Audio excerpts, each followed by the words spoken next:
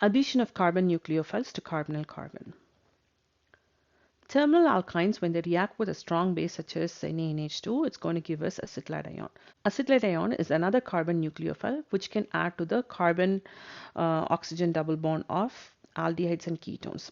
So this acetylide ion can go and make a nucleophilic attack on this carbon, thrust these electrons onto oxygen to form the tetrahedral intermediate. Now, once the tetrahedral intermediate is obtained, a weak acid such as pyridinium ion will be added to the reaction mixture to protonate the alkoxide ion. Here is the structure for pyridinium ion.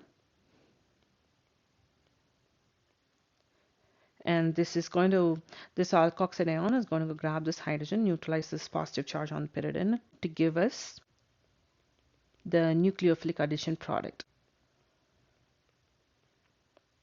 So as you can see from here, here is the new carbon-carbon bond that has been formed. This is the new carbon-carbon bond that has been formed. And this is the nucleophilic addition product.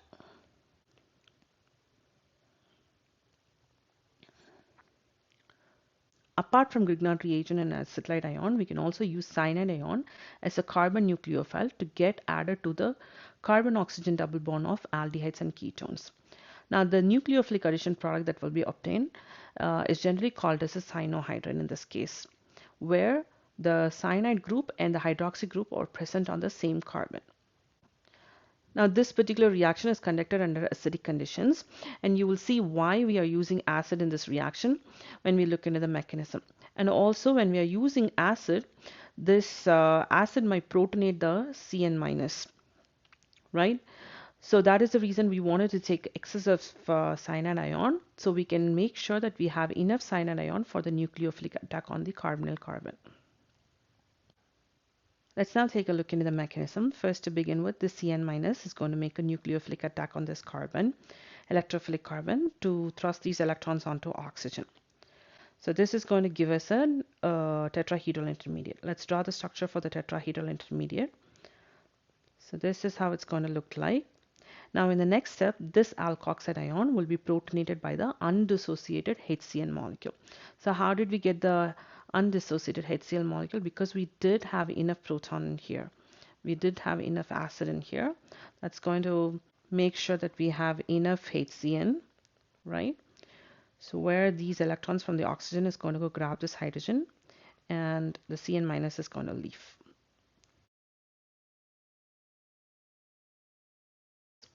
When compared with Grignard reagents and acetylide ion, the Cn- is a relatively weak base.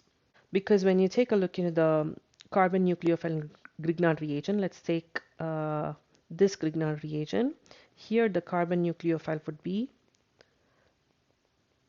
this, right? And the conjugate acid of this is going to be ethane molecule, right? Which has a pK value greater than 60. In the case of acetylide ion, right? Acetylene molecule is the conjugate acid. So this one right here is a conjugate acid, right? Which has a pK value of approximately 25. Let's do the same thing for cyanide ion. And the conjugate acid is going to be HCN, but this one has a pK value of close to pK value of 9.14. Now, since this is the strongest acid in all of this, the conjugate base should be a weaker base. So this one should be a weaker base. Since Cn- is a weaker base, it can get eliminated from the nucleophilic addition product. But this is not going to happen under normal conditions because cyanohydrin in general is a stable compound. Because this OH is not going to put these electrons in here to form the double bond to kick off the Cn. Because if it's going to do that, then this is going to have a partial positive charge on it, which is going to lead to an unstable transition state. So how the Cn- is going to leave from the system? The Cn- can leave from the system if this hydrogen is deprotonated first. Now let's see how this is going to happen. So let's say that you are going to react the cyanohydrin under basic conditions. So under basic conditions, this OH- is going to go grab this hydrogen, and there will be negative charge on this oxygen, right? So this oxygen will now have negative charge on it.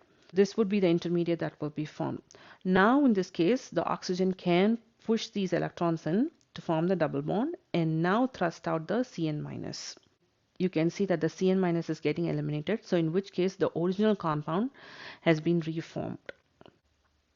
So what we have concluded here is cyanide ion can react with aldehydes and ketones to give us cyanohydrins, but the cyanohydrins can be converted back into the aldehyde and ketone if they are going to be in the basic medium where this hydrogen will be deprotonated.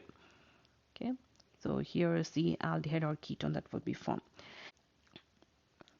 The addition of cyanide ion to aldehydes and ketones to form cyanohydrin is a useful reaction because from cyanohydrin we can get number of useful products.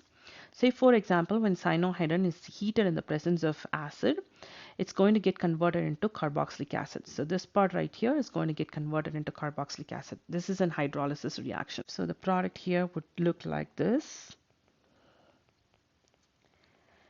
And the cyanohydrin can also be reduced where it reacts with two molecules of hydrogen in the presence of Re and nickel, in which case these two atoms will get saturated with hydrogen. So the product would be a primary amine here in this case.